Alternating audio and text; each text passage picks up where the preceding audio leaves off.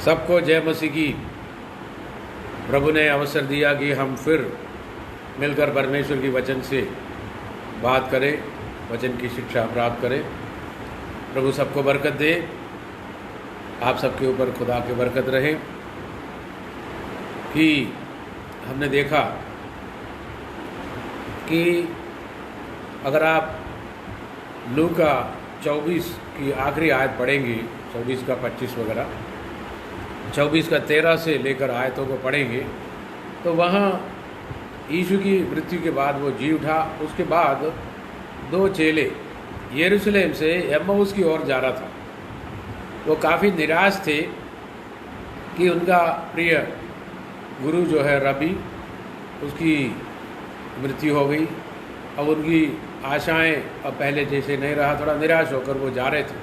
आपस में बात कर रहे थे कि यीशु नासरी बहुत ताकतवर भविष्यवक्ता था और यीशु भी उनका संग एक यात्री के रूप में उनके साथ चलता ही रहा। लेकिन प्रभु ने ऐसा इनकी बुद्धि को, समझ बुद्धि को उस तरीके से, उस एरिया को ऐसे बांधा कि वो समझ नहीं पाया कि कौन साथ में चल रहा है, यानी कि अपने आप को वो प्रकट नहीं किया, रिवील नहीं किया। तो वो आपस में बात करते करते जा रहे थे। तो यीशु ने उनसे पूछा कि तुम लोग क्या बातें कर रहे हो। तो वो बोले कि हम यीशु नासरी जो शक्तिशाली नबी जो है उसके विषय में बात कर रहे थे, लेकिन हमारे उम्मीद था कि ये है वो उसकी मृत्यु हो गई। तो यीशु ने उनको डांटा। उसको वो शायद 24 अध्याय की उसके 25 में है। यीशु ने उसको डांटा, हे, हाँ, उसमें जो क्या लिखा, तब उसने उनसे कहा, हे निर्बुद्धियों और भविष्यवक्ताओं की सब बातों पर विश्वास करने में मंदबुद्धियों, क्या आवश्यक न था कि मसीह ये दुख उठाकर अपनी महिमा में प्रवेश करे। तब उसने मूसा से और सब भविष्यवक्ताओं से आरंभ करके सारे पवित्र शास्त्रों में से अपने विषय में की बातों का अर्थ उन्हें समझा दिया। आमीन। यीशु जबकि चेलों से बात कर रहे हैं, ये चेले इनके साथ रहे कई साल तक, लेकिन यीशु ने उनको कई बार बोला कि मैं जीवित रहूँगा, मैं तीसरा दिन जी उठूँगा। लेकिन वो लोगों ने उस चीज़ को याद नहीं रखा।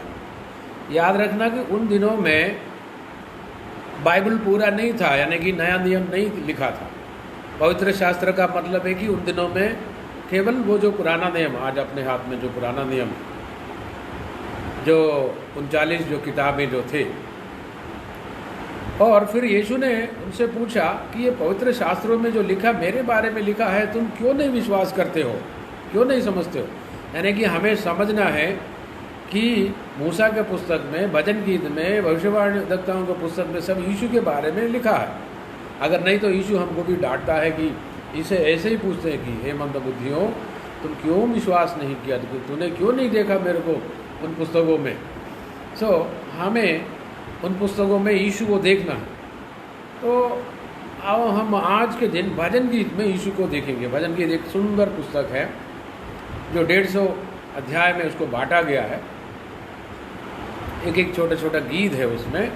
एक्चुअली अपन हिंदी में उसको पढ़े तो वो गीत के रूप में नहीं, पद्य के रूप में नहीं, गद्य के रूप में हम पढ़ते हैं। लेकिन उनकी ओरिजिनल भाषा इब्रानी में वो जो गीत है, गद्य है, वो पद्य है, गद्य नहीं।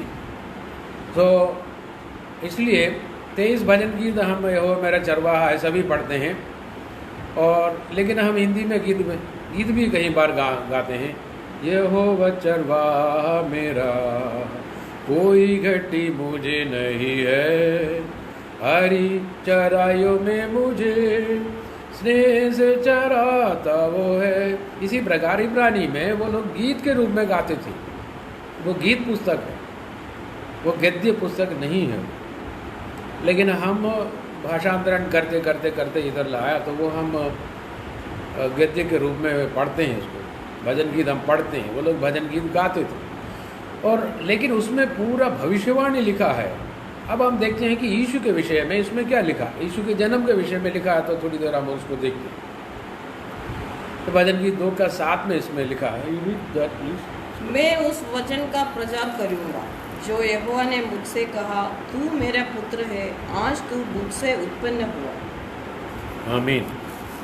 यानी अर्थात प्रभु परमेश्वर पिता बता रहे हैं कि आज तू मेरा पुत्र है, आज मैंने तुझे उत्पन्न किया, यानी कि यीशु का बर्थ होगा, मनुष्य के रूप में जन्म होगा।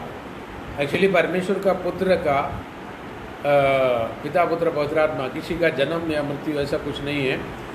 अनंत काल से लेकर अनंत काल तक तो वो हमेशा के लिए है, लेकिन यीशु जब मनुष्य बनकर आता है तो उसका जन्म और मृत्यु उसमें है, क्योंकि उस समय जो पुत्र जो है मनुष्य बनकर आया, मनुष्य बनकर। परमेश्वर जो है, यीशु तो परमेश्वर है पूर्णतः। कुछ लोग सिखाते हैं कि वो परमेश्वर नहीं है, केवल एक अच्छा शिक्षक है, बहुत ही अच्छा शिक्षा देकर चले गए। लेकिन यीशु का शिक्षा अगर कोई पढ़े तो अगर उसको खुदा न समझे तो वो मंदबुद्धि है, क्योंकि यीशु ने क्या कहा, सत्य मैं हूँ, जीवन मैं हूँ, मार्ग मैं हूँ, मेरे बिना कोई परमेश्वर के पास, पिता के पास नहीं जा सकता। और यीशु की जितने भी है वो जीवन का दाता वो है। तो अगर कोई व्यक्ति अगर आज के दिन खड़े होकर बोलते जहाँ सत्य है, सत्य मैं हूँ बोले, तो लोग उसको पागल बोले। लेकिन देखो, आप उसको, यीशु को आप अच्छा गुरु बोलते हो और उसको खुदा नहीं समझते हो, परमेश्वर नहीं समझते हो, तो कुछ तो प्रॉब्लम। अब हम फिर देखते हैं कि भजन गीत में यीशु अपने आप को कैसे रिवील किया। यीशु के आने से तकरीबन भविष्यवाणी है, ये सब कुछ तो भविष्यवाणी उससे भी पहले की है, 1-1,500 पुराने भी है। 91 भजन गीत में भी यीशु के विषय में लिखा है, और वो एक्चुअली पिता और यीशु के बीच का एक गीत है, वो आपस में बातें कर रहा है, प्रार्थना है वो। तो हमें इस प्रकार भजन, इसको मसीहानिक भजन गीत बोलते हैं, मसीहा की विषय में भजन गीत। तो हम यीशु की सेवकाई के विषय में भी थोड़ा भजन गीत से देखते हैं। सेवकाई के विषय में 40 अध्याय में देखेंगे, तो उसकी 7 और 8 आयत को पढ़ेंगे। भजन गीत 40 अध्याय में 7 उसकी 7-8 पढ़ेंगे। 7 40 का 7 में, तब मैंने कहा, देख मैं आया हूँ, क्योंकि पुस्तक में मेरे विषय ऐसा ही लिखा हुआ है, हे मेरे परमेश्वर, मैं तेरी इच्छा पूरी करने से प्रसन्न हूँ और तेरी व्यवस्था मेरे अंधकरण में बसी है। हाँ, बसी है, बनी है, जो भी है। यानी कि यीशु कह रहा है कि हे पिता, मैं आ रहा हूँ, क्योंकि पुस्तक में उसको इंग्लिश में स्क्रॉल लिखा है, क्योंकि पुराने समय पर किताब आज के ज़माने जैसे प्रिंटेड पुस्तक के रूप में नहीं था, ना ही टैबलेट, ये जो इलेक्ट्रॉनिक मीडियम मोबाइल वगैरह उसी प्रकार का नहीं था उस ज़माने में। उस ज़माने में था कि स्क्रॉल के रूप में इसको मोड़ मोड़ के उसको कवर करके रखते थे, तो उसको खोल कर वो लोग पढ़ते थे एक हिस्सा। यीशु जब सिनगोग में जाता था तो वो यशायाह नबी के पुस्तक दिया, उसने खोलकर वो यशायाह 60 में से पढ़ा था। मेरे ऊपर अभिषेक है कि पिता ने मुझे अभिषेक किया है कि मैं गरीबों को सुसमाचार सुनाऊं करके, इस तरह की जो लूका 4 अध्याय में जो भी हो वो उसको हम बाद में देखेंगे। अभी फ़िलहाल भजन गीत में से देखेंगे कि भजन गीत में क्या लिखा। पुस्तक में मेरे बारे में लिखा है, यीशु कह रहा है, तब मैंने कहा, देख मैं आया हूँ।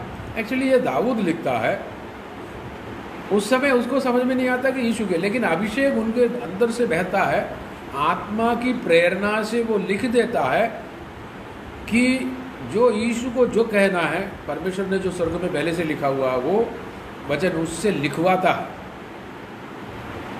तब मैंने कहा, देख मैं आया हूँ, क्योंकि पुस्तक में मेरे विषय में ऐसा ही लिखा।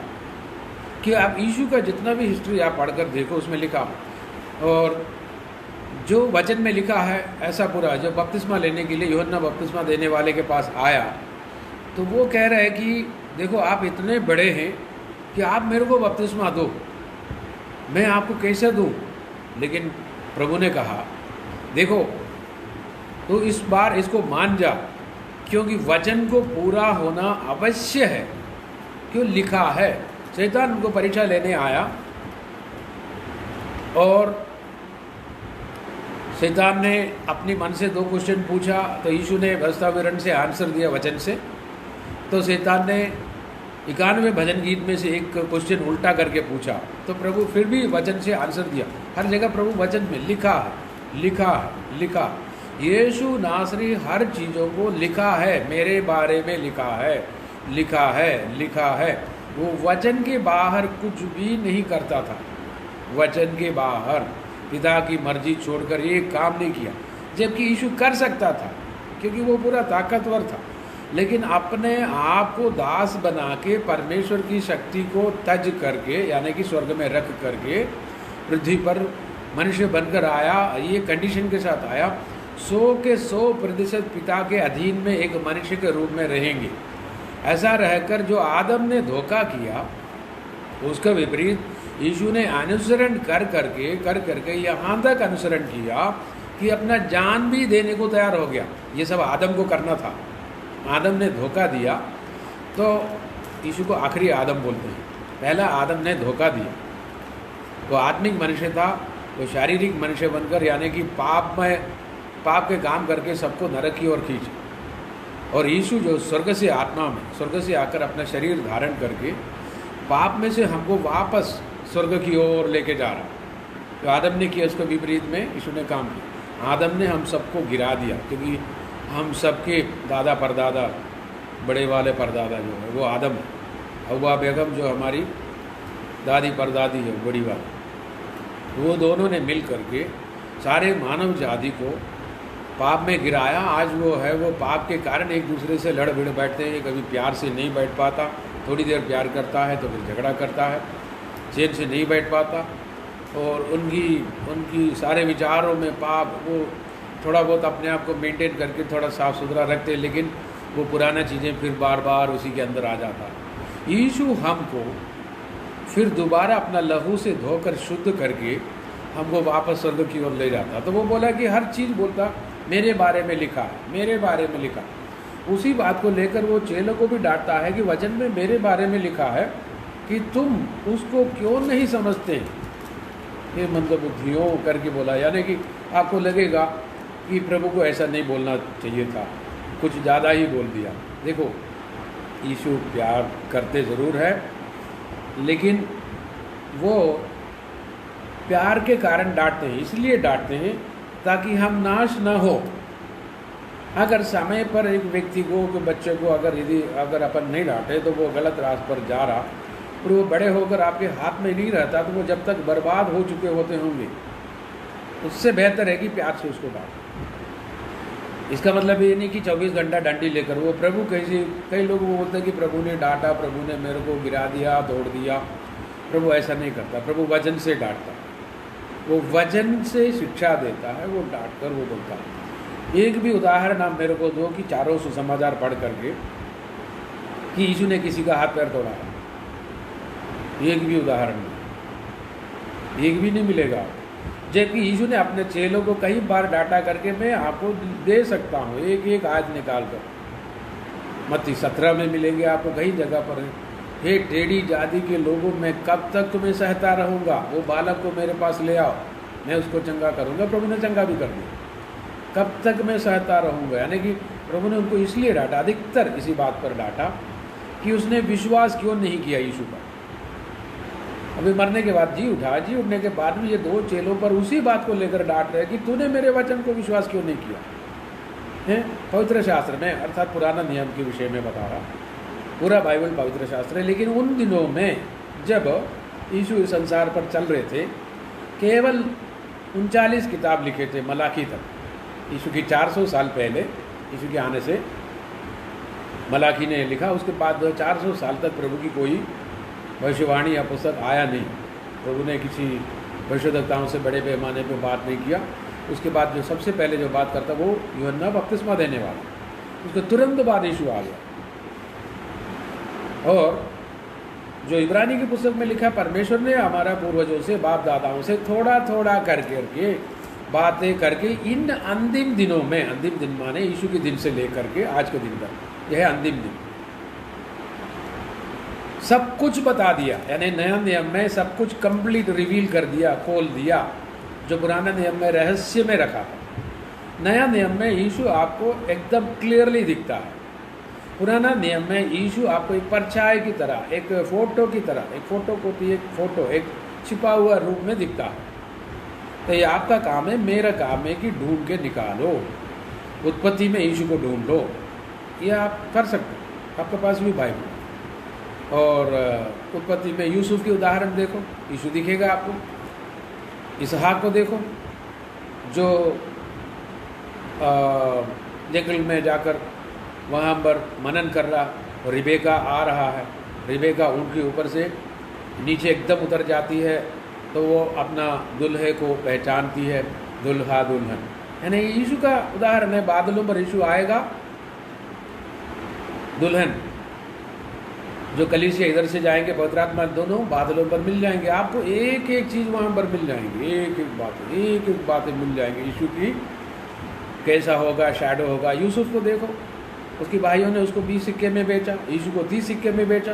वो देखो परछाई दिख रहा है आपको, शैडो। परदेश में वो राजा बन गया, यीशु इस संसार में बड़े मालिक बन गया। आज उसका नाम है, पूरा संसार में उसका नाम है। इवन अविश्वासी लोग भी यीशु को आदर करते हैं, करीब करीब तकरीबन। लेकिन वो महाराजा बनकर आने वाला। और यूसुफ ने एक अन्य जाति औरत से शादी की मिस्र में। वो वहाँ के राजा फिरौन ने उनसे कहीं शादी करवाया, तो एक अन्य जाति औरत।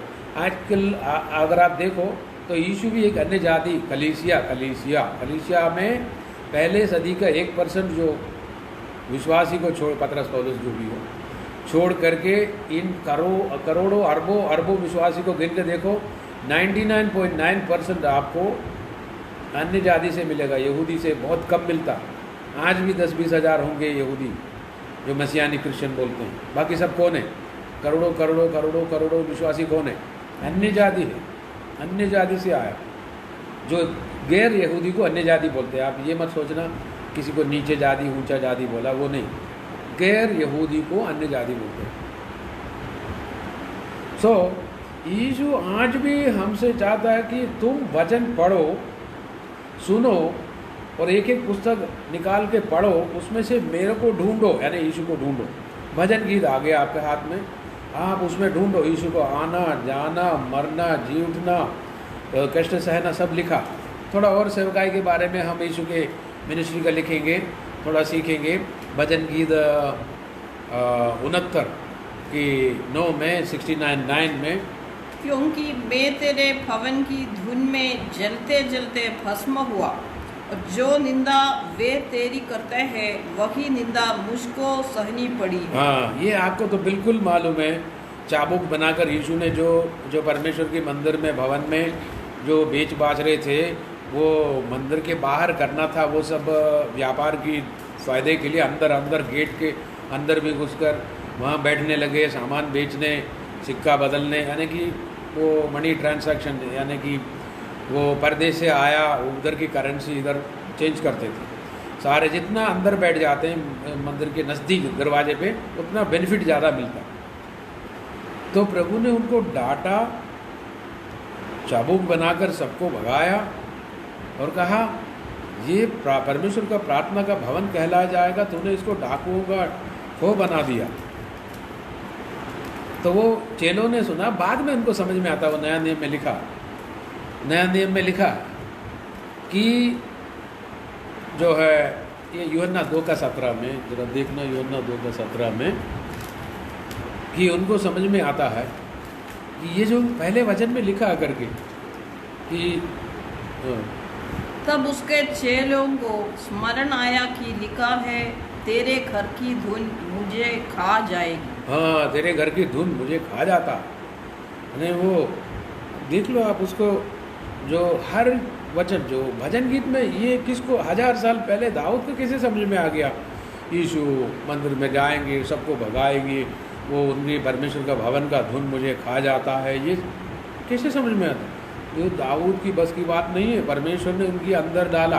क्योंकि दाऊद एक अभिषिक्त व्यक्ति था। पुराना नियम पढ़ो तो शमूएल ने मेढ़े का सींग में अभिषेक का तेल भर करके उनके घर में आया, और शाऊल ने सोचा कि बड़े वाला लड़का बहुत हट्टा कट्टा ऊंचा है, मैं इसके ऊपर तेल डालता अभिषेक करता हूँ। प्रभु ने मना कर दिया। प्रभु ने उसको डांटते हैं कि तू मनुष्यों का चेहरा देखते हैं, मैं परमेश्वर को मनुष्यों का दिल देखता हूँ, वो नहीं। अमीनादाब जो भी एक एक करके आया, उसको ये नहीं सातवां आखिरी लड़का जो निकला, वो पहले इनके पापा ने बोला तक नहीं दाऊद का नाम, परमेश्वर ने उनको ढूंढ के निकाला। और कोई लड़का है क्या? हाँ तो हाँ याद आ गई, एक और है मेरा, एक बाप बोल रहे अभी याद आ गया मेरे को, एक और लड़का। यानी कि वो सोचा ही नहीं। लेकिन परमेश्वर आपके बारे में सोचता है कि कोई भी आपको अपनों ने याद नहीं किया तो भी याद रखना, परमेश्वर आपके बारे में काफ़ी सोचता है। आखिर दाऊद के ऊपर अभिषेक किया, इसलिए वो राजा बना, इसलिए वो भजन गीत लिखा, इसलिए आज भी परमेश्वर का एक नबी है ये, आज भी हम उसको आदर करते हैं। परमेश्वर की आत्मा उसमें, आत्मा के ज़रिए से उसने लिखा, 1000 साल बाद होने वाली एक घटना को एडवांस में देकर लिखा। क्यों इतने आगे लिखता है? क्योंकि यशायाह 46:10 में लिखा है, मैं अंत की बातों को आदि में ही बताता हूँ, मेरे सिवा कोई खुदा नहीं है। परमेश्वर खुलकर बताता है। सुनने वाले को लगता है अरे से नहीं, अपन दूसरे किसी धर्म को, किसी को कोई बुरा नहीं बोलना, लेकिन खुदा साफ साफ बोला, मेरे बिना, मेरे अलावा कोई सच्चा खुदा कोई नहीं है। अंध की बातों को मैं आदि से ही बता दूंगा, साफ लिखा। मैं तो अंध की बात आदि से और प्राचीन काल से उस बात को बताता आया हूँ जो अब तक नहीं हुई। मैं कहता हूँ मेरी युक्ति स्थिर रहेगी और मैं अपनी इच्छा को पूरी करूँगा। ये संसार आजकल, ये जो कोरोना, ये जो कुछ भी हो, ऐसा उथल पुथल होकर जाएगा। अंत में परमेश्वर अपना योजना पूरा ही करेगा, क्यों सब लिखा है। अंत के दिनों में ये सब होना, इसका मतलब ये नहीं कि 1-2 दिन में अंत हो जाएगा। जब तक परमेश्वर ने समय सीमा तय करके रखा हो, तो जब तक ये संसार चलता ही रहेगा। क्योंकि ये संसार की मनुष्य परमेश्वर को छोड़कर अपना मनमानी कहीं काफ़ी सालों से कर रहा, उसका नतीजा तो मनुष्य को भुगतना ही पड़ेगा। और परमेश्वर अपना इच्छा पूरा करेगा। ये संसार के ऊपर राज करने यीशु आएगा, वो भी इस भजन गीत में लिखा, वह भी इस भजन गीत में लिखा। अब हम यीशु के बारे में और देखते हैं। 78 भजन गीत में 2 से 4 तक, 78 में भजन गीत के उसमें अपन चलते हैं। You got it? मैं अपना मुंह नीति वचन कहने के लिए खोलूँगा, मैं प्राचीन काल की गुप्त बातें कहूँगा, जिन बातों को हमने सुना और जान लिया और हमारे बाप दादाओं ने हमसे वर्णन किया है। उन्हें हम उनकी संतान से गुप्त न रखेंगे, परंतु होनहार पीढ़ी के लोगों से यहोवा का गुणानुवाद और उसके सामर्थ्य और आश्चर्य कर्मों का वर्णन करेंगे। ये अब आपको देखना है इसमें क्या लिखा है। वो दृष्टांत के रूप में सब बताता। चेलों ने पूछा, प्रभु, गुरु, रबी, आप हर चीज़ें दृष्टांत के रूप में बताता क्यों है? बाद में समय निकाल कर दोपहर को, शाम को, कभी भी अकेले में इसका अर्थ बताओ। जैसे मत्ती 13 में देखो, 7 प्रकार की अलग अलग दृष्टांत बताए। एक किसान निकले तो खेती बाड़ी में वो बीज बोने वाले बोने निकले। आज के ज़माने जैसे नहीं, पुराने ज़माने के, आज भी हो सकता है गांव में हो, बीज इधर बोरी से निकाल कर वैसे बिखेरते। तो ये जो बीज बिखेरते समय बो रहा था तो कुछ राहों पर गिरा, इस तरह का। तो उनको, कुछ लोगों को समझ में नहीं आता। चेलों ने पूछा उसका अर्थ क्या? तो उन्हें यीशु ने कहा, बीज जो है वचन है, जो खराब पत्थरीली ज़मीन पर गिरा उसका ये हुआ, जो अच्छी ज़मीन पर जो गिरा उसका ये हुआ। अच्छी ज़मीन, अच्छा दिल है। तो प्रभु उसको अर्थ बताया तो चेलों को हाँ हमको समझ में आ गया। तो ये भजन की 78:2 में क्या लिखा?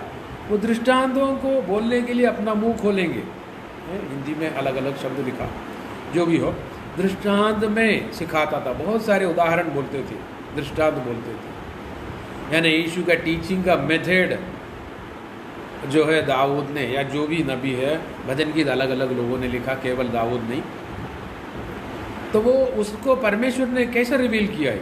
क्योंकि वो प्रभु के चरणों पर बैठा, तो प्रभु ने अपने आत्मा उनके अंदर लाया और उनको ये चीज़ें समझा दी। आज भी हम प्रभु के चरणों पर बैठे तो हमें भी समझाता, तो प्रभु अपना काम पूरा करेगा। प्रभु आपको चुनकर, जैसे दाऊद को चुना, उनकी माँ बाप ने मना कर दिया, यानी कि पहले दिया नहीं, दिखाए नहीं, पहले वाले को दिखाया, दूसरे लड़कों को दिखाया, तीसरे को दिखाया, दाऊद को दिखाता नहीं। और फिर आकर इनको शमूएल को पूछना पड़ा, तेरा और कोई लड़का है क्या? हाँ हाँ हाँ हाँ मेरा एक लड़का है, बस तो वो ये है, वो उधर वो गया है, भेड़ चराने गया ये वो। फिर उनको बोलना पड़ा, जब तक तुम उसको बुलाकर नहीं लाएंगे मैं खाना नहीं खाऊंगा, बैठूंगा नहीं। फिर लाया, प्रभु ने कहा इसको अभिषेक कर। प्रभु आपको चुनकर बुला करके आपको लोगों के बीच में से, और आप जहाँ पर अपने गली कूच में वहाँ से चुनकर ढूंढ कर लाएंगे, अभिषेक करेंगे। ऐसा भी प्रभु कर सकता है, याद रखना। और ये सब लिखा है भजन गीत में। अगर मैं समझता हूँ एक व्यक्ति के पास बाइबल है ही नहीं है, वो विश्वासी है, केवल भजन गीत देख कर के 1 साल अगर बिठाया, वो भजन गीत से भी 1 साल जिंदा रह सकता है। क्योंकि भजन गीत में इतने सारे जो नया नियम की जो बातें हैं, बहुत सारे वचन छिपा हुआ है। लेकिन आत्मा तो चाहिए, पवित्र आत्मा नहीं तो कुछ भी समझ में नहीं आएगा। बस पढ़कर निकल जाएंगे, ये हो मेरा चरवा मुझे कोई गति ना होगी, बस यूँ ही बोलते चले जाएंगे। आत्मा है तो सब कुछ वो हमें सिखाता है। तो हम यीशु की सेवकाई के विषय में कुछ वचन देखा, और ये आखिर ये उनकी बहुत दुश्मन बन गया, क्योंकि वो सत्य को खुलकर बोलते थे। काफ़ी लोग दुश्मन, वो बोला कि मेरे बिना पिता के पास जा ही नहीं सकता, मैं खुदा का बेटा हूँ। तो उस ज़माने की वहाँ के लोगों ने कहा ये कौन है, ये बड़ाई का बेटा है, इसकी भाई बहन हमारे बीच में, इसकी भाई जो फलाना नाम याकूब योसे यूदा इधर है, और इनकी बहनों को शादी करा के हमारे गांव के इधर आसपास में भेजा। हम इनको जानते हैं, यूसुफ को हम जानते हैं, मरियम को हम जानते हैं, मरियम की बहन वो फलाना उस शहर में रहती है, इनकी ऐसा करके यीशु को उसने आदर नहीं किया, बहुत दुश्मन बन गई। तो कैसे भी करके यीशु को पकड़वाना चाहते थे। तो फरीसियों ने सब जालसाज बनाया, जो भी जाल बना के, और यीशु को पकड़वा के मरवाना चाहते थे। तो आखिर यूदा इस्करियोती की धोखाधड़ी हुई, यीशु को पकड़ा। आपको तो मालूम है, उस यूदा के विषय में इसमें लिखा, अपन उस आयत में भी आएंगे, और यीशु को पकड़ने के विषय में भी हम इसमें लिखा है। तो आपको लगेगा अच्छा ये सारी बातें लिखा, नया नियम की हर बातें इसमें लिखा है। देखिए 35 में आ जाते हैं भजन गीत। फिलहाल अपन भजन गीत में ही कुछ समय प्रभु समय दिया तो कुछ कहीं बोलेंगे, नहीं तो अगले हफ्ते भी हम उसको पढ़ सकते हैं। और 35 में 35 की और उसकी 11 में झूठे साक्षी खड़े होते हैं, और जो बात मैं नहीं जानता वही मुझसे पूछते हैं। आपको यीशु का ट्रायल जो है उस एरिया को आप जरा चेक करो नया नियम में, या अर्थात मरकुस 14 का 57, 57, 14 का 57, 14 का 57 में आप देखो कि झूठे भविष्यद्वक्ता काफ़ी खड़े होकर कुछ भी बोलने लगा। ये मैंने सुना, ये इस मंदिर को गिराओ, और वो 46 साल में बना था, मैं 3 दिन में बनाऊंगा, ऐसा बोला। कुछ भी करके झूठे भविष्यद्वक्ता वो गवाह जो आकर बोल रहा था।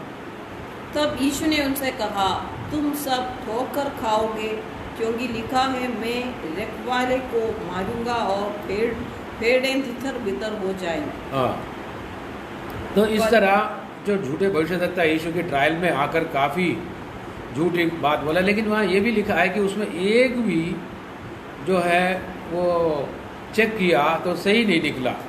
2 लोगों का गवाही आपस में मेल नहीं खा रहा था, 2 लोगों की गवाही आपस में, क्योंकि ये सब झूठे गवाही दे रहा था। ये बोला कि ये खुदा है, खुदा का बेटा है, ऐसे सब बहुत चीज़ें बोल रहा था। और आखिर उनसे यीशु से पूछा, क्या तू खुदा का बेटा है, तू परमेश्वर है? उसने बोला हाँ मैं हूँ, मैं पिता के दाहिने और बैठूंगा, मैं बादलों पर आऊँगा। ऐसा प्रभु ने सच बोल दिया, क्योंकि वो जो है उसने बोल दिया। बाकी गवाही जितने भी दी थी सब झूठे निकले। तो वो भजन गीत में, और 35 का 19 भी देखेंगे भजन गीत में, 19वीं 35 भजन गीत की 19वीं 19। मेरे झूठ बोलने वाले शत्रु मेरे विरुद्ध आनंद न करने पाए, जो अकारण मेरे वैरी है, वे आपस में नैन से सहन न करने पाए। हाँ, आपस में आंख दिखाकर इधर उधर करके वो उन दिनों में किया था। ये रियल टू रियल गॉस्पल पढ़ने से आपको समझ में आता है। जो होने वाली बातों की छोटी छोटी डिटेल जो है शायद न्यू टेस्टमेंट में नहीं दिखता। उदाहरण, यीशु रातों रात प्रार्थना करते थे, वो क्या दुआ करते थे, कई चीज़ें उसमें नहीं लिखा उसे, लेकिन वो कई चीज़ें जो है उधर नहीं लिखा, वो भजन गीत में लिखा। कुछ आयतों को अपन पढ़ भी लेंगे और भजन गीत 41 की 9 में भी हम देखेंगे। यीशु के बारे में हर चीज़ ऐसा आपको लगेगा कि मैं नया नियम पढ़ रहा हूँ, मैं यीशु के बारे में पढ़ रहा हूँ। मेरा परम मित्र जिस पर मैं भरोसा रखता था, जो मेरी रोटी खाता था, उसने भी मेरे विरुद्ध लात उठाई है। अच्छा, देखते हैं अपन लूका 22 की 47 में 47 में इसका डिटेल फिर दिया गया है। लूका 22 की 47 में 47 में ये यहूदा इस्करियोती के बारे में बोल रहा है। वो यीशु के साथ रहा, यीशु ने सब कुछ उसको दिया, लेकिन उसको धोखा दिया। यीशु को बेचा, धोखा देकर 30 सिक्का कमाने के चक्कर में उसने यीशु को धोखा दिया। 47 में 47 में वह यह कह की रहा था कि एक भीड़ आई और उन 12 में से एक, जिसका नाम यहूदा था, उनके आगे आगे आ रहा था और यीशु के पास आया कि उसका चुमा ले। यीशु ने उससे कहा, हे यहूदा, क्या तू चुमा लेकर मनुष्य के पुत्र को पकड़वाता था? देखा, ये धोखा देता, ये यहूदा इस्करियोती धोखा। उसके बारे में मेरा जो रोटी खाया था उसी ने मेरे को धोखा दिया, यानी कि साथ रहकर दोस्ती निभाकर आखिर प्रभु उसको ये नहीं बोला कि हे मेरे दुश्मन, ऐसा नहीं बोला। वो बोला हे मित्र, हे मित्र, यानी कि जिसने उसको धोखा दिया। क्या किसी को दिल टूटेगा इसमें? यीशु, याद रखना, वो मनुष्य बनकर आया था, उसको भी इमोशंस था, तो मनुष्य बनकर आया, तो ये सब वो कष्ट वो सह रहा था, जिसको उसने पालन पोषण किया, उसने ट्रेनिंग दिया, बड़े प्यार से रखा, उसको इवन चंगा करने की सामर्थ्य भी देकर सबके साथ भेजा। वो चंगाई की इस सेवकाई में यहूदा भी थे। सब कुछ करने के बावजूद यीशु को धोखा दिया उसने, कुछ चंद पैसों के लिए, लालच के मारे, क्योंकि उसने एक ज़मीन खरीदी थी। ये आपको मिलेगा कि प्रेरितों का पुस्तक 1:18 में। कई लोग बोलते हैं उसने ज़मीन नहीं खरीदा, वो पहले ही मर गया। नहीं भैया, वो खरीदा था, बाकी पैसा देना था उसको, 30 सिक्का देना था उसको। 30 सिक्के के चक्कर में कई दिनों से यीशु के पीछे पड़े थे कि यीशु के ऊपर वो औरतों ने कुछ इत्र मला, तो वो बहुत महंगा था। वो बोला कि ये क्या 300 दिनार में बेच करके क्या हम गरीबों को नहीं बांट सकते? क्यों 300 सिक्के की बात वो क्या कर रहा?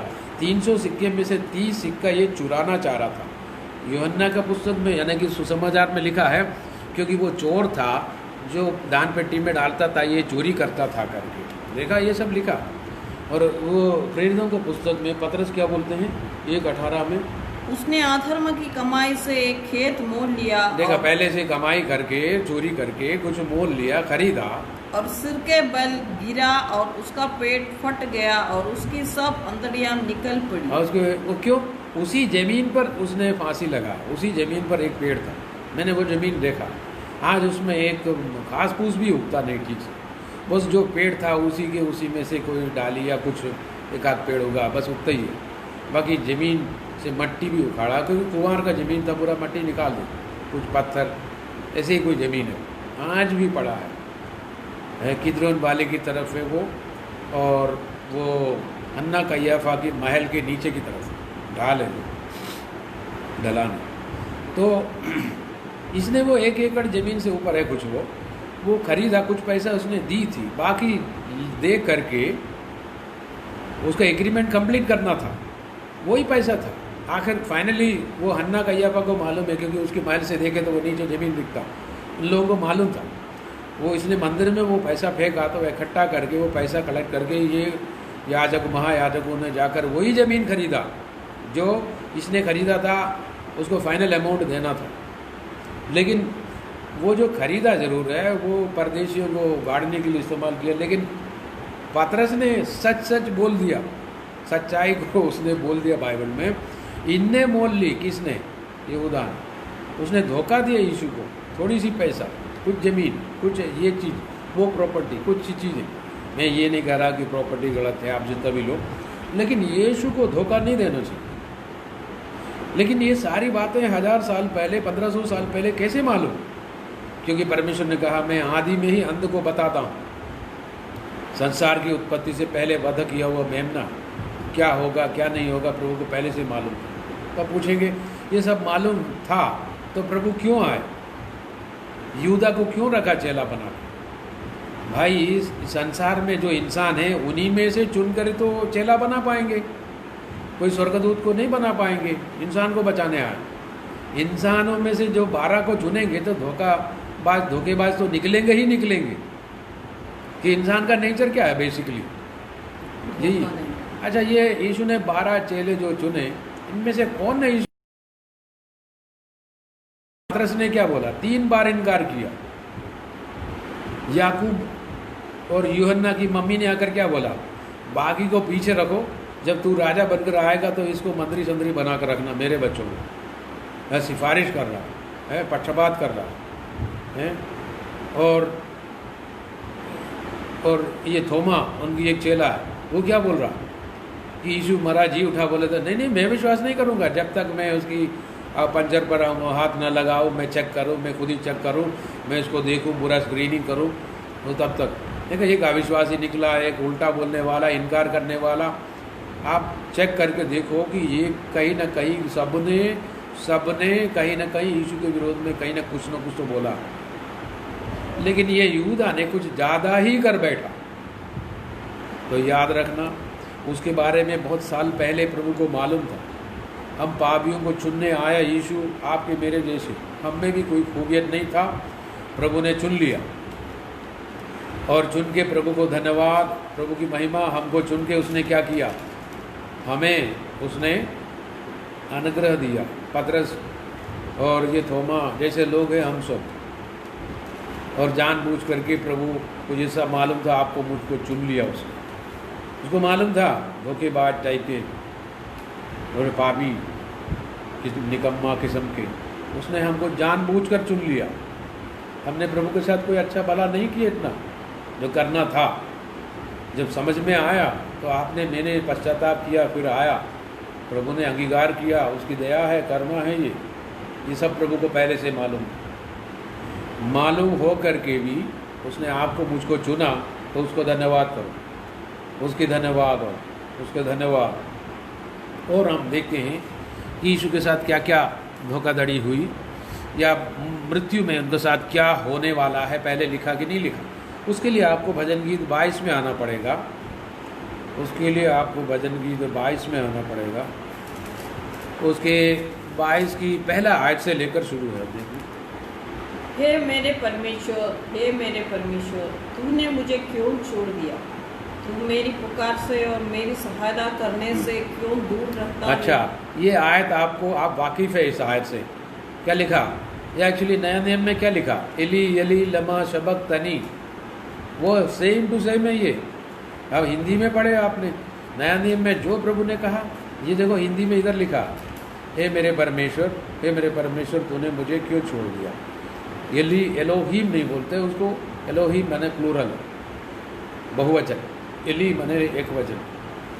एली यानी पिता, परमेश्वर यानी सृष्टिकर्ता, एलोहीम एली। लमा शबक्त अनी माने मुझे, अनी शबक्त अनी मुझे क्यों छोड़ दिया आपने। वो रो रहा है यीशु। ये मृत्यु की पहला जो उनकी 7 वाणी में से एक है। ये सब आपको मालूम है। लेकिन ये भजन गीत वाले को, ये दाऊद को कैसे पता चला? परमेश्वर को सब पहले से मालूम। और इसमें अब उसका 7 आयत को भी पढ़ेंगे, 22 अध्याय की। वे सब जो मुझे देखते हैं मेरा ठट्टा करते हैं और ओन बिचकाते और यह कहते हुए सिर हिलाते हैं। ना ओटे अटका कर देखिए, ऐसे आज के ज़माने में भी लोग हैं ऐसा करके जो बोलते हैं ना, ऐसे उन दिनों में वो यहूदी, हाँ तू बड़े अपने आप को ऊंचा समझता, तो अगर खुदा है तो उतर कर आ जा, तू बचा ले करके, वो भी इसमें है। ये 8 आयत में 22 की 8 में है। अपने को यहोवा के वश में कर दे, वही उसको छुड़ाए, वह उसको उबारे, क्योंकि वह उससे प्रसन्न है। यीशु की जो बाजू में था, जो चोर भी क्या बोलते हैं, अगर तो खुदा का बंदा है अपने आप को बचा ले और हमें भी बचा, यानी कि अभी भी परीक्षा कर रहा उसका।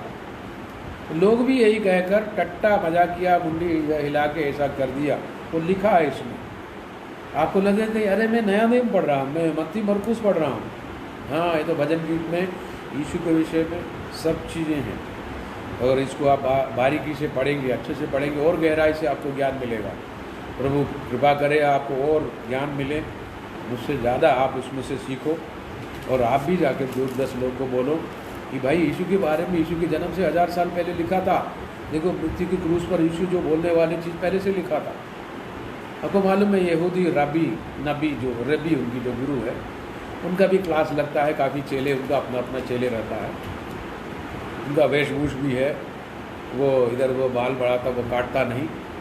तो वो उनका अपना जो क्लास रहता है, वो सारे पुराना नियम बाइबल उनका है, वो सिखाता है, लेकिन यीशु को नहीं मानता। वो लोग यीशु को झूठा भविष्यवक्ता करके बोलते हैं। वो लोग यहूदी आज भी है, वो ये 2 अध्याय नहीं पढ़ाते। एक तो भजन गीत 22 और ऐसे या 53 दोनों नहीं पढ़ाते, क्योंकि उसको मालूम है अगर वो कोई स्टूडेंट्स ने उसे पूछा कि ये क्या है, किसके बारे में, ये ऐसा लगता है कि जो ईसाइयों का यीशु है, ये ऐसा लग रहा है बोले, तो फिर वो जवाब नहीं दे पाता। इसलिए वो सिखाता नहीं, ये स्किप कर देता है या कुछ ना कुछ तो बहाना बनाता है। यानी कि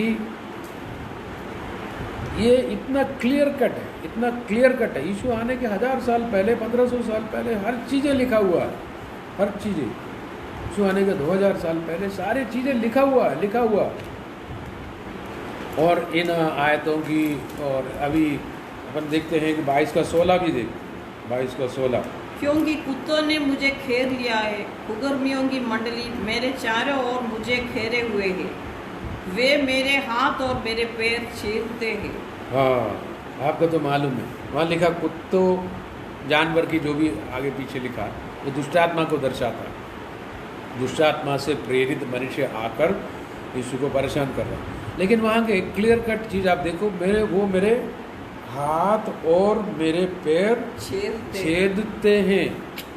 बाप रे, आपको तो आप तुरंत बोलेंगे नहीं नहीं, ये मैंने नया नियम में पढ़ा, मैं कल भी पढ़ा था, मुझे याद है। इस न्यू टेस्टमेंट, इसका मतलब आपने यीशु को भजन गीत में देख लिया। क्या देखा?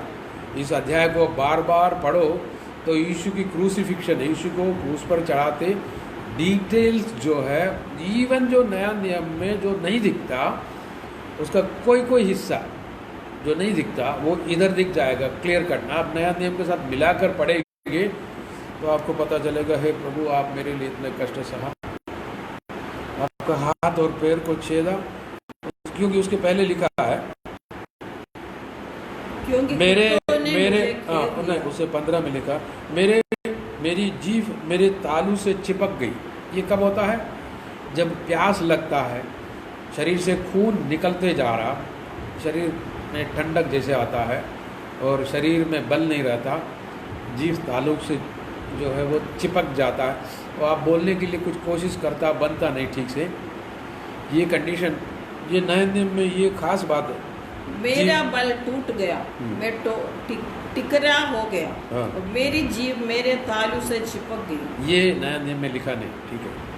और तू मुझे मारकर मिट्टी में मिला देता है। यानी वो पिता को बोल रहा है कि आपको ये डिटेल्स इधर से समझ में आएगा, इधर से आएगा, यीशु के दिल से क्या गुजर रहा था। हे पिता, तूने मुझे क्यों छोड़ दिया? ये सब मेरे साथ हो रहा, मैं बोल नहीं पा रहा हूँ, मेरा जीभ जुबान चिपक गया, यानी कि पानी नहीं, इसलिए बार बार बोल रहा था मुझे प्यास लग रहा है। और लेकिन उसने उसको पीने को क्या दिया है? उसने कड़वे रस पिलाया उसको। वो भी सब इसमें लिखा है। मैं अपनी सब हड्डियों गिन सकता हूँ, वे मुझे देखते और निहारते हैं। देखा, निहारते मतलब कोई सुंदरता नहीं निहार रहा है, उसके टट्टा कर रहा, मजाक कर रहा कि हड्डी क्यों?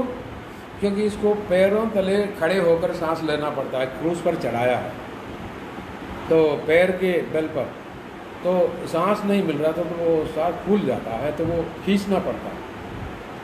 तो वो सीना फूल जाता है, तो सारे हड्डी, क्योंकि कपड़ा भी नहीं है। कुछ लोग यहाँ तक कहते हैं कि उसको, कुछ लोग बोलते हैं कि ज़रा सा कपड़ा दिया था उसको ज़रा बांधने, कुछ लोग बोलते हैं बिल्कुल नंगा उसको क्रूस पर चढ़ाया था। जो भी हो, पूरा हड्डी गिन सकता, पूरा निंदा के साथ किया है। मैं अपने सब हड्डियाँ गिन सकता हूँ, वो मुझे देखते हैं। और 18 आयत पढ़ना, वो आप बिल्कुल पहचानते हैं उसको। आप वे मेरे वस्त्र आपस में बांटते हैं और मेरे पहरावे पर चिट्ठी डालते हैं। एक पहरावा ऊपर से नीचे तक जो अच्छा था, वो बोला अपन इसको फाड़ेंगे नहीं, चिट्ठी डाला और बांट दिया। कपड़े ऊपर का ये ले लो, नीचे का ये ले लो।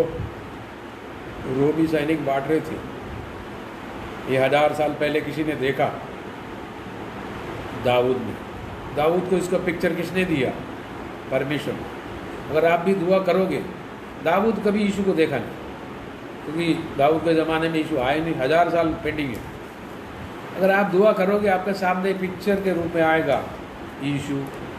यीशु की हथेलियों पर कील ठोक रहा, पाँव में उसका कपड़ा कोई बांट रहा, कोई उसको निंदा कर रहा।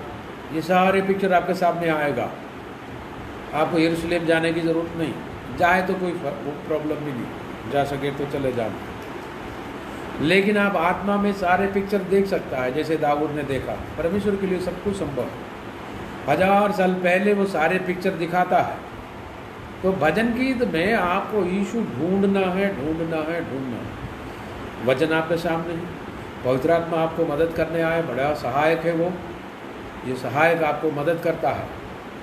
इसलिए आप पवित्र आत्मा जो कि सहायक है, उनकी मदद से आप यीशु को, आप उसकी मृत्यु, जी उठना, सारी चीज़ों बार बार देखो।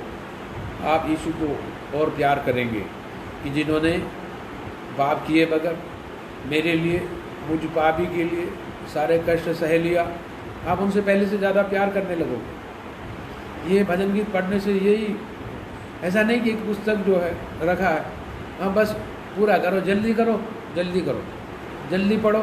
हाँ यो मेरे चलो, मुझे कोई घटी ना होगी, वो हरी हरी चराए मुझे चलाता, हाँ पढ़ लिया मैंने, पढ़ लिया मैंने, पढ़ लिया। ये वो नहीं, वो सिस्टम नहीं। आप दिल लगा कर पढ़ो तो पवित्र आत्मा आपको 100% मदद करता है। आप रियल टू रियल एक पिक्चर में, एक स्क्रीन में आप देखेंगे कि यीशु मारा गया, गाड़ा गया। पौलुस कहते हैं वो क्रूसित यीशु को हम प्रचार करते हैं।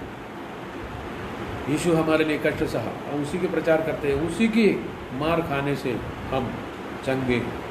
अगर आप यीशु को और ध्यान से देखोगे इस तरह वचन से, तो आपको पता चलेगा उसको पीठ पे मारते मारते मारते नजर आओगे आपके साथ, आप चंगे हो जाओगे। सो परमेश्वर का वचन सच्चा ठहरा। और ऐसे ही आज नहीं, भजन की 34 में और देखेंगे, 34 में, उसका 20 में देखेंगे। वो उसकी हड्डी हड्डी की रक्षा करता है और उनमें से एक भी टूटने नहीं पाती। इसको थोड़ा चेक करना है अपन को। ये यूहन्ना 19 में ज़रा चेक करते हैं कि यीशु की हड्डी टूटा कि नहीं। इतना सारा, जबकि आजू बाजू के चोर जो मरे नहीं थे, अगले दिन बड़े दिन था शाबत का, तो बोला जल्दी क्रूज से निकालो। यहूदी लोग शाबत का दिन कोई बॉडी क्रूज पे टांगने नहीं देता, क्योंकि लेवी पुस्तक में, व्यवस्थाकरण में सब लिखा है कि रात को जो शव जो है, डेड बॉडी जो है, ये पेड़ पर लटका के नहीं रखना। वो खिर्स उनकी बॉडी से खिर्स उतरेगा देश में। तो ये जो है यीशु की ऊपर जो हम सबका खिर्स जो चढ़ गया था, वो यीशु को अगर रात को भी टांग कर रखते हैं तो वो खिर्स उतर कर फिर वापस आएगा। इसलिए परमेश्वर की इच्छा थी कि ये दिन में ही इसको कब्रिस्तान में ले जाए। तो वो लोग सब निकाल रहे, तो देखा तो ये चोर लोग मरा नहीं, अभी भी टंगा पड़ा। 1-2 दिन लगता मरने में क्रूज पे, नेक्स्ट अगले दिन मरता है, धीरे धीरे खून निकल के। और कभी कभी जानवर अगर मौका मिला तो काटते, वो जो गीत वगैरह जो पक्षी है, जो भी, उसको आंखें वो निकाल देता है मनुष्य का जिंदा जीते। तो ये लोगों ने आकर देखा, सैनिकों ने, अरे ये तक नहीं मरा। तो क्या किया, तुरंत हथौड़ा लेके इसको घुटने पर जोर से मारता है तो घुटना तोड़ देता। घुटना टूटने पर क्या होता है कि नीचे वो घिस जाता है, फिर वो पैरों पर खड़े रहकर सांस नहीं ले पाता, तो 2 मिनट में मर जाता, ख़त्म हो जाता। तो 2-3 मिनट के अंदर सब खत्म हो जाता, फिर उसको बॉडी निकाल लेता है। ये क्रूर लोग हैं ये सब। यीशु के साथ भी ये करना चाहा, लेकिन उनको पहले से पता चला ये मरा, तो वो क्या बोला, जरा चेक करो, तो भाले से छेदा।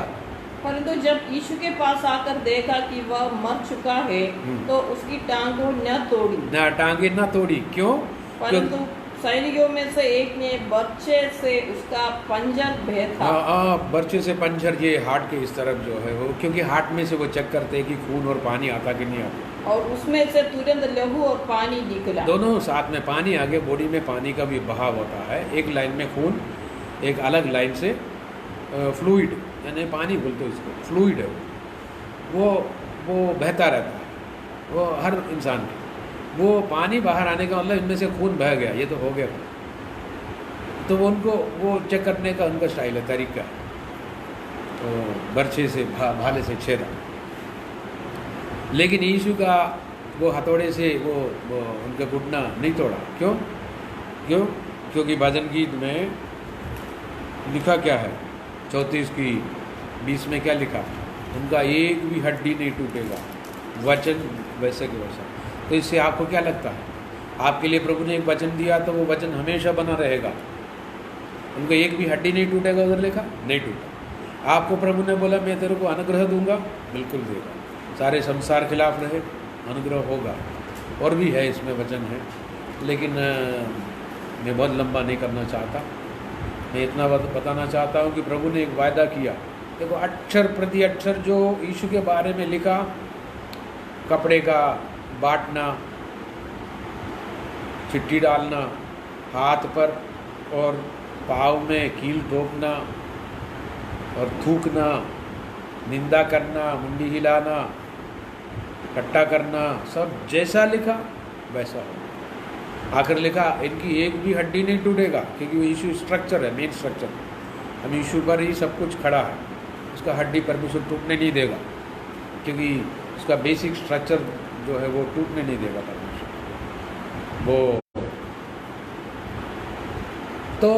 वो सैनिकों ने हथौड़ा लेकर आया, लेकिन तोड़ा नहीं। सब कुछ विरोध हुआ, लेकिन हुआ नहीं। क्यों? क्योंकि प्रभु का वचन जो है कभी नहीं टलेगा। अगर खुदा ने आपको भी कोई वचन दिया कि बेटे मैं आशीष दूंगा, मैं तुझे इस मुसीबत में पड़ने नहीं दूंगा, प्रभु ने वायदा किया मैं तेरे साथ हूँ, याद रखना 100 के 100% वो वायदा पूरा रहेगा। इन वचनों को भजन गीत से देखने के बाद थोड़ी सी अपन ने क्या, थोड़ी सी मनन किया। आप टाइम निकाल के मनन करो, आपको बहुत सी मोतियाँ अनुग्रह मिलेंगे उसमें से। भजन गीत भी कोई कम नहीं है, परमेश्वर का वचन है। हाँ, लेकिन थोड़ा उसमें से सीखना चाहिए बस। खुदा आपको बरकत दे। उसमें से एक चीज़ आप समझ लो, अगर प्रभु ने आपको एक वायदा किया, एक वचन निकाल करके, चाहे सारे संसार उलटफेर करे, प्रभु वो पूरा करके ही रहेंगे। पिता ने पुत्र के साथ एग्रीमेंट किया, तेरा कोई हड्डी नहीं टूटेगा, नहीं टूटा। भाला बर्छा सब लेके आया, हथौड़ा लेकर आया, हड्डी नहीं टूटा। सब कुछ किया वो लोग उपद्रव, लेकिन हड्डी नहीं टूटा। परमेश्वर जो कहता है वो पूरा हो जाता है। अगर प्रभु ने आपको कहा कि बेटे मैं तुझे चंगा करूँगा, मैं तेरे साथ रहूँगा, मैं तुझे लिए चलूँगा, मैं तुझे बर्बाद होने नहीं दूँगा, मैं तुझे अनुग्रह दूँगा, तो प्रभु पर विश्वास करो, उस वचन को दिल में संभाल कर रखो। भजन गीत में बहुत सा वचन है। भजन गीत में वचन है कि यहोवा मेरा चरवाहा, मुझे कोई घटी। यूहन्ना 10:10 में लिखा, 11 में लिखा है, वो चरवाहा मैं हूँ, अच्छा चरवाहा मैं हूँ। यीशु नासरी वहाँ आ जाता है। हमारा प्रभु उधर भी दिखता है, हमारा प्रभु छप्पे छप्पे दिखता है, हर जगह दिखता है। भजन गीत पढ़ो, 91 में दिखता है, मैं तेरे नाम को सबसे ऊंचा करूँगा, वहाँ पर लिखा है। तो मुझे पुकारेंगे कष्ट के दिन मैं सुनूंगा। यानी कि कष्ट का दिन क्या है? यीशु का मृत्यु का दिन। पुकारा उसने, पिता ने सुना, मृतकों में से जीव दिलाया, सबसे ऊंचे स्थान पर रखा। आज यीशु जैसे ऊंचा कोई नहीं है, सारे व्यक्तियों से ऊंचा। प्रभु ने मेरे से वायदा किया था, मैं तेरे साथ रहूँगा उन कष्ट और क्लेश के दिन में। उसने वो पूरा किया, वो अभी भी करता है। आपके साथ वो वायदा करता है। बहुत सारे गवाही आपको मिलेंगे। आप जरा आंख उठाकर देखो। इब्राहिम को प्रभु ने बोला आंख उठाकर देखो, तो अपने बेटे को बलि मत चढ़ा। आंख उठाकर देखा, अभी तक नहीं दिख रहा था। एक मेढ़ा जो है उसका सींग फंसा हुआ झाड़ियों में दिख गया। अभी तो वो वही खड़े थे, वो मेढ़ा भी उधर था, झाड़ी भी उधर था, लेकिन इसको नहीं दिख रहा। लेकिन उसने आंख उठाकर देखा, दिख गया। आप भी देखो, आपके सारे जो जितने भी जो अनुग्रह आजू बाजू में कहीं ना कहीं अब आपको दिख नहीं रहा। जरा आंखें उठाकर, इसका मतलब आंखें उठाने का मतलब विश्वास के नज़रिए से देखो, दिख जाएगा। फिर इब्राहिम ने मेढ़े को बलि चढ़ाया, तो इसहाक को परमेश्वर ने बचा लिया।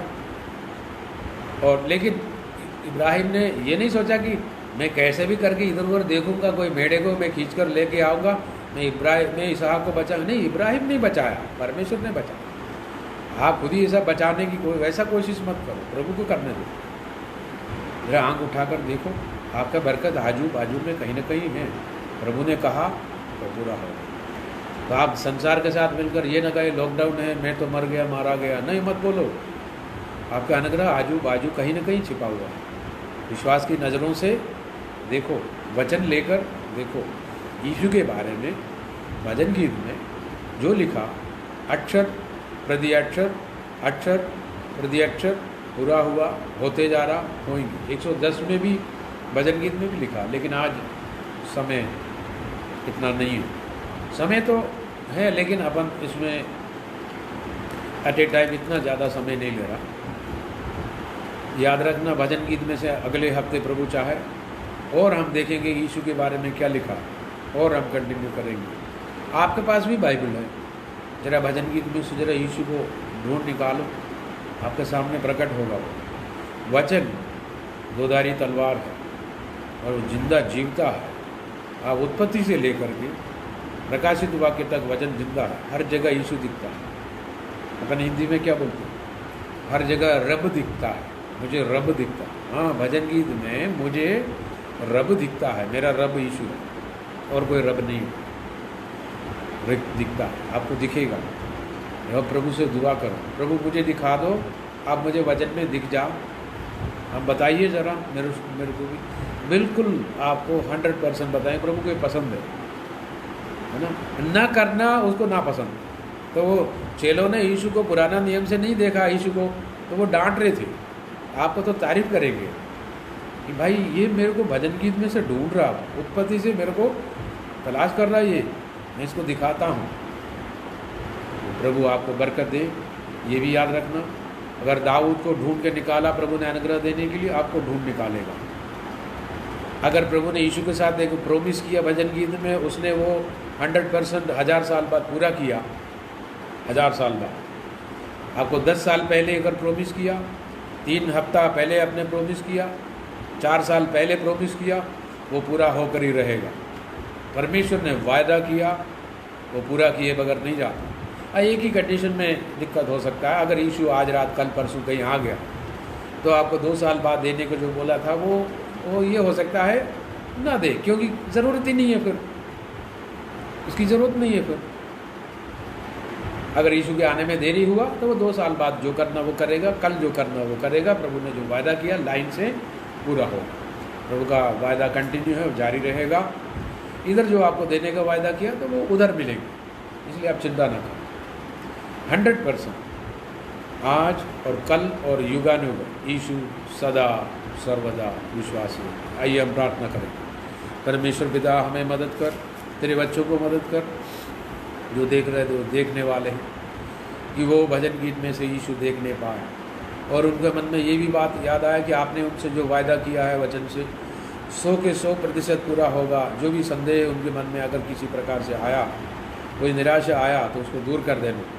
वचन के मुताबिक उनको आशीर्वाद दे, चंगा कर, उनके भविष्य के बारे में बता दे और उनको एक अनुग्रह का जो शांत जल के पास और हरी हरी चराइयों में यीशु नासरी आप उनको ले चल, वो अनुग्रह देखने पाए, इस संसार में देखने पाए, इसके बाद आपकी अनंत काल की स्वर्ग के उस संसार में भी देखने पाए। वचन उनके दिल में काम करने पाए। यीशु के नाम से मांगता हूँ, सुनो और ग्रहण कर पिता, आमीन। प्रभु की बरकत आपके साथ रहे, वचन आपके साथ रहे। आगे भी प्रभु चाहे तो मिल सकेंगे।